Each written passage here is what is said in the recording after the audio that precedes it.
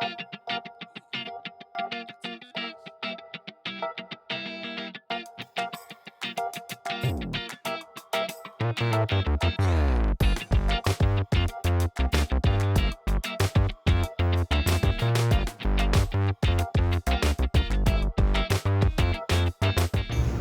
up, guys? We are back at the lodge for some more 1-2 today. I came yesterday and was too exhausted to play. Did not have a good session. Came in for 600 total, left with 210, so lost about 390. Pretty much all of that was from two hands that I considered coolers. The first was a hand versus a player who'd been quite aggressive in a number of hands at the table. We fought top pair with king-queen on a king-high board, and he happened to have ace-king. I wasn't going anywhere considering how aggressive he'd been, so he stacked us that hand. The second hand involved being dealt pocket queens, where a short stack player pushed all in pre-flop after I raised, and it wasn't a big enough shove to be able to fold, so of course he had aces, and we lost another sizable one. I'm going to try to redeem myself today. Got a bit more energy today, so ready to go. Hopefully the cards are coming my way, but we'll see. I guess let's get to it.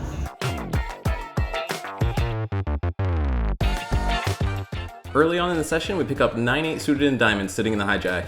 The +1 player raises to $15, the +2 player calls, so I call, the big blind calls, and we've got 4 players to the flop, which comes 2 Jack-10 with 2 spades. The +1 player c-bets for $25, the player behind him calls, and we're getting great odds to hit our straight draw, so I call as well. The big blind folds, and we've got 3 headed to the turn. The turn brings the 10 of clubs pairing the board, and it also brings in the second flush draw. When both players check to me, given that they're both showing weakness, this feels like a pretty good opportunity to take the lead, so I put out a bet of $75. Just the +1 player calls, so we're heads up to the river. The river doesn't improve us as it brings the king of spades. It brings in the flush draw, but when my opponent checks to me, I decide to continue playing aggressively given that I repped strength when the board paired. I pushed all in for my last $181 as a total bluff now. Thankfully, my opponent folds face up, showing king-queen suited in clubs, so he had the other flush draw that missed, but hit top pair on the river. My bet looks strong to him, I guess, so we get a fold out of a hand that otherwise would have beat us. 30 minutes later, we pick up king-jack offsuit sitting in the cutoff. We see 2 limpers, and I raise to $20 in position. The big blind calls, and the +1 player calls, so we've got 3 players to the flop, which comes 2 ace-ace rainbow. Both players check to me, and although we missed the flop, this board should hit our raising range a good amount of the time, and I imagine if nobody hit the ace, they'll hopefully fold, so I c-bet for $25. Both players end up making the call, so at this point I'm giving up on the hand unless we improve. On the turn we see the 10 of diamonds, and it checks around, and the river brings the 2 of hearts.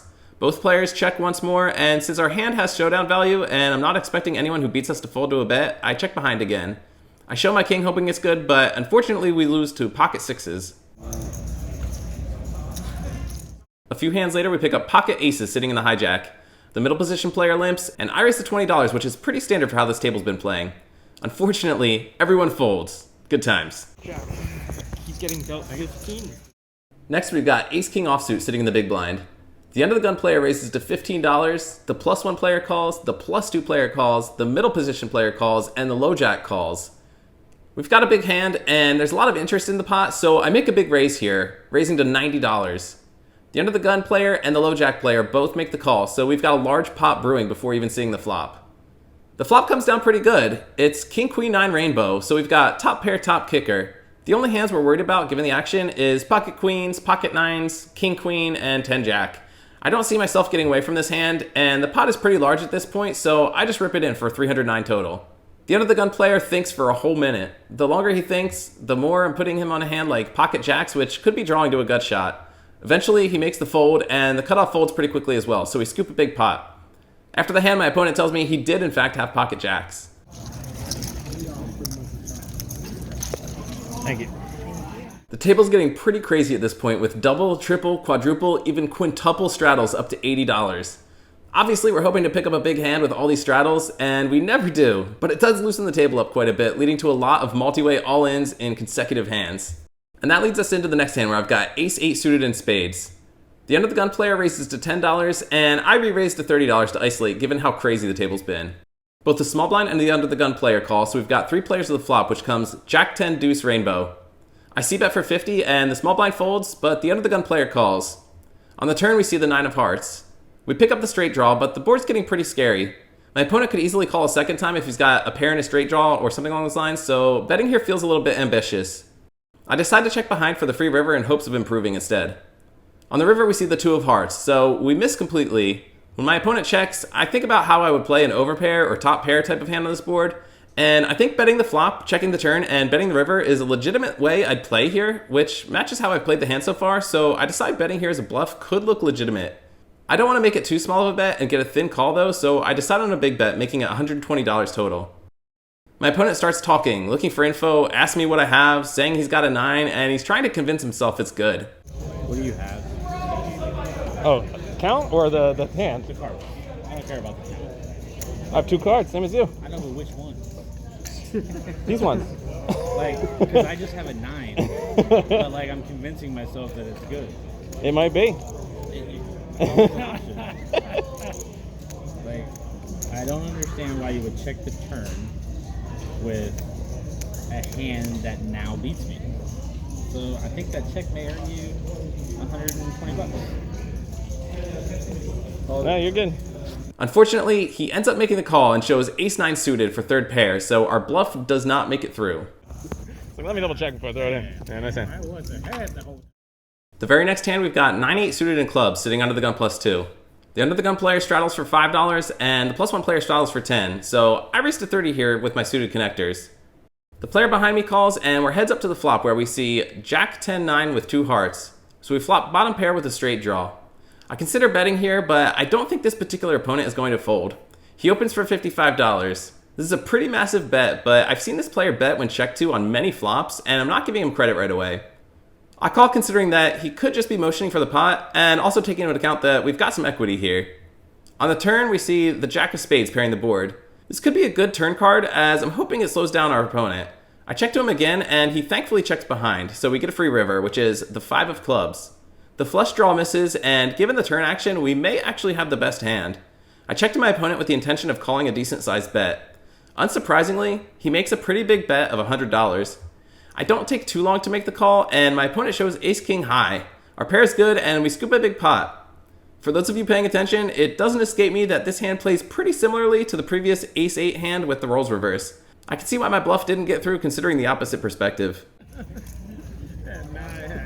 Thank you. Immediately after that hand, we pick up pocket deuces sitting in the +1 position. The under the gun player limps, so I limp behind. The button ends up raising to $15 when it folds to him, and since the under the gun player calls, I decide to call here as well. And the 3 of us head to a flop of 8 Jack 7 rainbow. It's a pretty coordinated board, and I'm planning to fold since we missed our set. It checks around though, so we get a free turn. On the turn we see the 4 of hearts. It shouldn't change much, and it ends up checking around again, where we see the 2 of hearts on the river. So we spike a set, and given the action, I'm not worried about a flush, and we've pretty much got the nuts at this point. When the under the gun player checks to me, I overbet the pot slightly, making it $50. The button folds, and the under the gun player, who's the same player I tried to bluff earlier in the ace-8 hand, starts talking like he thinks I'm bluffing and wants to make a light call. How early would I play with king high?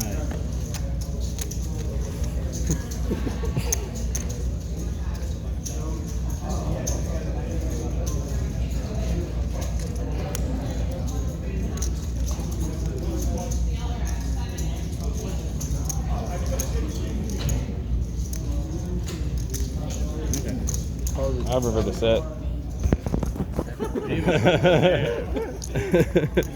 That's good. Oh, hitting up. Thanks. 10 minutes later, we've got 7-6 offsuit sitting in middle position. The under the gun player straddles for $5. The +1 and +2 players both call, and I definitely make a loose call here. The low jack calls, the high jack calls, the big blind calls, and the straddler checks, so we've got 7 players to the flop, which comes 7-2-4 with 2 spades.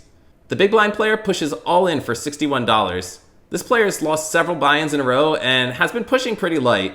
I think there's a good chance I'm ahead here with top pair, so when it folds to me, I end up making the call.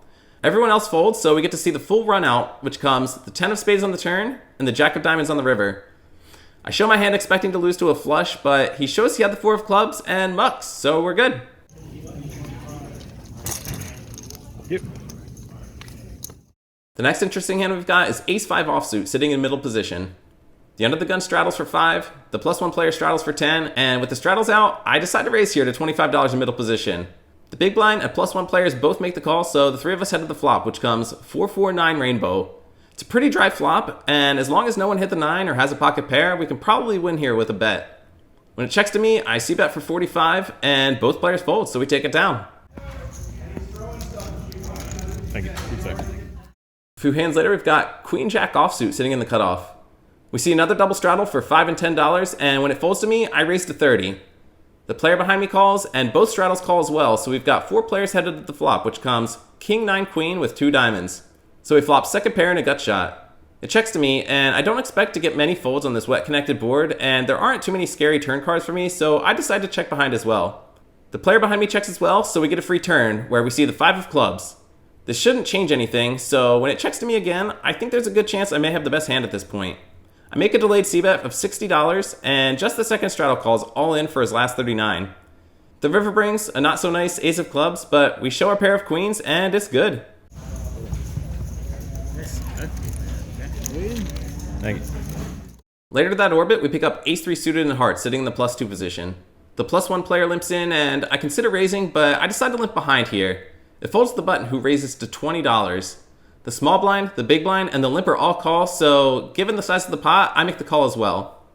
The flop comes down 8-7 with 2 hearts, so we flop the nut flush draw. The small blind leads for $70, and the big blind goes all in for $100. The under the gun player folds, and I raise to $300. In retrospect, I'm not sure if this is a good raise considering the all-in player. A raise here would normally make for a good semi-bluff to get folds, but we have to get to showdown. There might be some value in just making the call instead, so I'm curious to hear in the comments what you would do in this spot. It folds back to the small blind player, who gives up his hand as well, so we get a full run out versus the all-in player. The turn brings the 10 of clubs, and the river brings the 7 of hearts, so fortunately we river the nuts and we scoop a nice sized pot. Thank you very much. Thank you. Appreciate it. A bit later, we pick up Queen-Jack suited and hearts sitting in the +1 position. There's a $5 straddle, and I raise to 15. 4 players end up making the call, and we see a pretty great flop of King-7-10 with 2 hearts. So we've got an open-ended straight draw and the second nut flush draw. When it checks to me, I c-bet for $45. Just the straddle calls, so we're heads up to the turn, which brings the 7 of clubs pairing the board. Our hand doesn't improve, and when it checks to me again, I check back this time to see if we can improve on the river. Unfortunately, the river brings the king of clubs. We don't improve, but when my opponent checks again, I think we can easily rep the king here. I bet $100, and my opponent immediately folds. Can you chop one of those for me? Oh, yeah. Thank you. A few hands later, we pick up ace-4 offsuit sitting on the button. 4 players limp in, and I consider raising here with position, but I decide my hand is a little too weak, and decide instead just to limp behind with the idea that I'll have position on the hand. The small blind completes, the big blind checks, and we've got 7 players in a limp pot to a flop of 5 queen deuce with 2 hearts. So we flop a gut shot. It checks to the hijack, who bets $10, the cutoff calls, and both of these players are very deep, and we're about equal in stack sizes, so I make a pretty easy call here in hopes of improving for a big pot against them. The turn brings the 4 of clubs. Boom! We hit the straight. The hijack leads for $20, the cutoff calls, and I raise to $100. Just the hijack calls, so we're heads up to the river.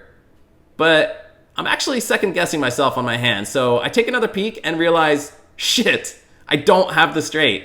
I'm hoping for a clean river to continue the story here, even though it's a total bluff given my misread. On the river, we see the 6 of clubs. So the flush misses, and there's now 4 to a straight on the board. Since I was repping the straight on the turn, I continue the story when it checks to me, quickly betting $200. Thankfully, my opponent folds, and we scoop a pot on a hand that I totally butchered. Whew. The very next hand, we've got 8-7 suited in spades. There's 1 limp, and I raise to $12 in the cutoff. The button calls, the big blind calls, the limper calls, so we've got 4 players to the flop. And on the flop, we see ace-4 queen with 2 spades. It checks to me, and I c-bet for 25 with our flush draw. Just the button and the limper call, and we're headed to the turn, where we see the king of clubs. We miss our draw, and even if we were repping an ace on the flop, this is getting to be a scary board. When it checks to me, I check behind, and the button does as well, giving us a free river. On the river, we see the 8 of hearts, so we pick up a pair, but given the action, I imagine it's no good. Our choices are to make a bet and bluff, or give up and check knowing that we'll lose. In retrospect, I don't think it's telling a great story, but I end up going with a bet, making it $65. The button calls, and I know we're beat. I show my hand, and he shows king-10 offsuit for second pair. After about 30 minutes, we look down at king-queen offsuit sitting in the low jack. There's another double straddle for $5 and $11, and I raise to 25.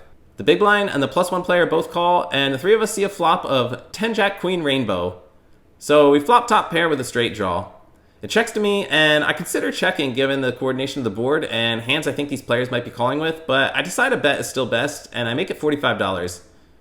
Fortunately, both players end up making the fold, and we take it down.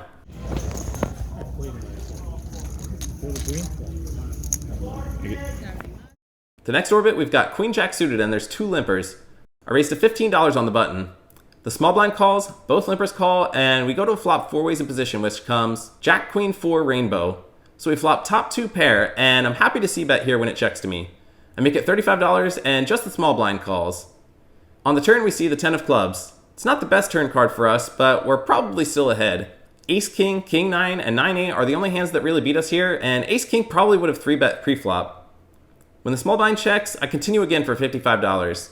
He folds before we can even get the chips out, so we take it down. Thank you.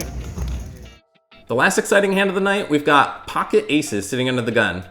I raise to $10, and it folds to the button, who re-raises to $50. The big blind cold calls the $50. This is a pretty dream spot. I don't think we can slow play here, so I need to put in a 3-bet. I decide to make it $150. The button thinks for a bit, and he ends up folding.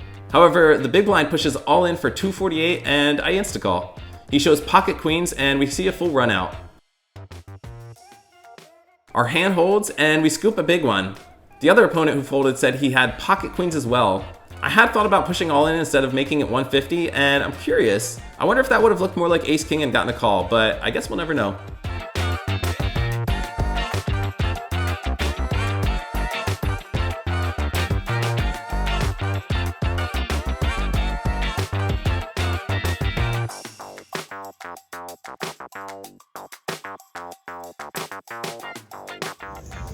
Well, that was a pretty great session. Bought in for 300 at 1-2, played for 4.5 hours, and cashed out for $15.45. So after about, I think it was $48 in hourly fees and tips, we made out pretty damn well. It makes up for yesterday's loss where I lost about $390 plus expenses. So numbers going up, bankroll's going up. So, you know, thankfully things are going in the right direction again after yesterday. Just gotta, even though I only get to play occasionally with how hectic life is right now, probably should try not to play when I'm as tired as I was yesterday. So lesson learned. Won't try to force it, but you know, doing well now. So if you like the vlog, hit the like button, hit the subscribe button. Appreciate it. Thanks for watching, and we'll catch you on the next one. Take care.